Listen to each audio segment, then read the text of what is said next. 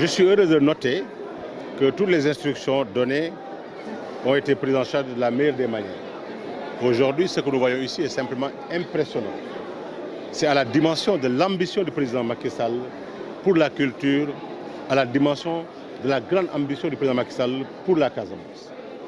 Je pense qu'il faut aimer son pays, aimer la culture, aimer cette belle région de la Casamance pour lancer un si grand projet qui quand même a connu des hauts et des bas, qui se justifie techniquement.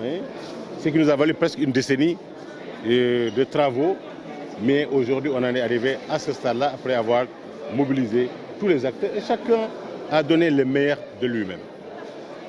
Le contenu muséographique a fait l'objet d'un travail parallèle de qualité, la didactique du discours également, parce qu'il faut, après ces émotions vécues, une nouvelle vie, construite sur la base des leçons tirées de l'expérience de la mésaventure, mais également à partir du génie créateur du Sénégal et de la capacité de résilience du peuple sénégalais et surtout de cette belle région naturelle de la Casamance et des autres également familles concernées. Et j'ai aussi constaté une implication directe de la meilleure des manières des familles des victimes, des familles des rescapés. Toutes les associations nous ont accompagnés avec beaucoup de pédagogie, avec beaucoup de générosité. C'est l'occasion pour moi de féliciter le gouverneur de la région de Ziguinchor, le préfet, tous les services techniques qui sont impliqués.